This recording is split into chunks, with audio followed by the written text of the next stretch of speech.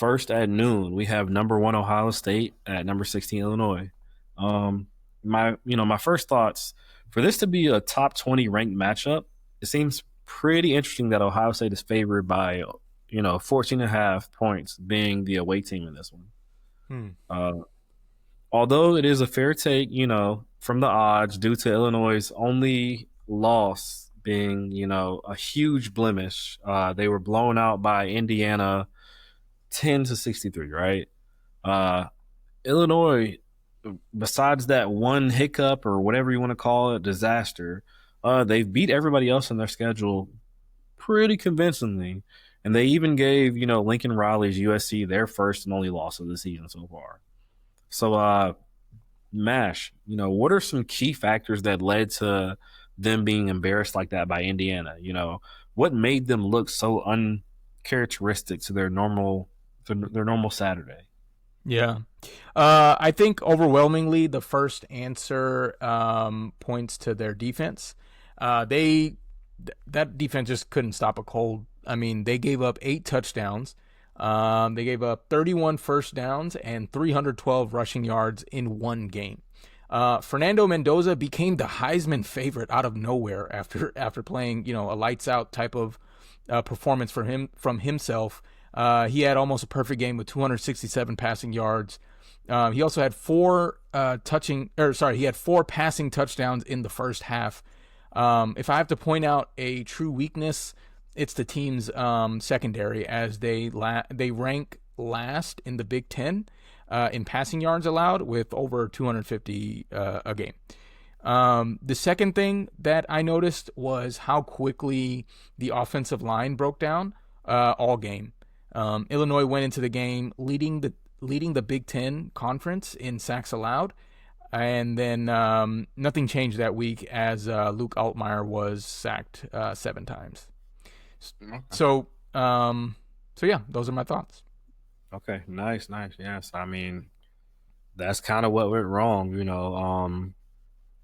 With that being said, in this week's matchup, what do we know about Ohio State? Why are they ranked number one this year, and then why are they just the overwhelming favorite? Speaking respectively in terms of how these teams are ranked. Yeah. I let I just talked about defense on in one side of the spectrum. Let's talk about it on the other side. Ohio State is the third best ranked defense this year, allowing only 215 yards total offense per game. I mean, that's just historically great. And honestly, I was expecting more of a drop off after Jim Knowles left. But if you're sleeping on Matt Patricia's defense here, it's time to wake up. They have not allowed a single touchdown in the red zone all season. I thought that was very impressive. Um, yeah. Okay. So, you talk about this dominant defense. Who are some key players you should probably watch or, tune into this Saturday? Um, on the defensive side for Ohio State, Caleb Downs, he's one of my favorite players in the league right now. He's widely considered, the best defensive back in the country. He's great in coverage. He's elite and very physical in run support, which is crazy considering he's a safety. He's always back. He's all the way back there, and he's definitely the vocal leader of this defense. Edge rusher for Ohio State. His name's Caden Curry. He's relentless. He leads the team in sacks and tackles for loss. Illinois is known for having the Big Ten's worst sack rate. So that's another stat that they're terrible in. So he'll do his job to make sure that stat looks even worse. And then one player that caught my eye on Ohio State's defense last year was Sonny Styles. He's used a lot in like hybrid, linebacker or safety looks. But Matt Patricia, he uses him, everywhere on the defense. So he's going to be crucial in stopping, Luke Altmaier's, kind of mobility and Illinois' RPO looks. So those are a few of the few of the characters. Those are a few of the players that I would, kind of look out for. Yeah. That's really, really good input. With that being said, my personal opinion, in this game, numbers don't lie. Uh, if Illinois, if they want to somehow score and keep up with Ohio State's Julian Sayin production numbers, they're gonna have to be perfect. And honestly, I don't know if I see that happening. Mm-hmm. You know, Saying he enters Saturday with a 78.6 completion rate. That's leading the nation.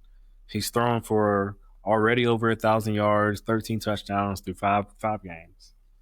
His top target, Jeremiah Smith, a guy we've talked about, last year and all this year. He's already got 612 receiving yards and 7 touchdowns. He averages about 120 yards receiving per game. Uh, the Buckeyes, as an offense, also are just putting up 37.4 points per game. They've even scored touchdowns on 92% of the times they visit the red zone. So if they're down there, they're scoring. Uh, they're the second best in the Big Ten at doing this. You know, th- with all of that being said, this decision is almost a little too easy for me to make. I'm going to go with the Buckeyes by a lot. What's your opinion on this match? Um, yeah, too many things have to go right for Illinois. Ohio State, the only thing that could trip them up is that they haven't had to they haven't had to play to their full potential in a long time. I mean, maybe you can consider, against Washington. Uh, but yeah, too many things have to go right for Illinois. I think Ohio State should be able to get this one.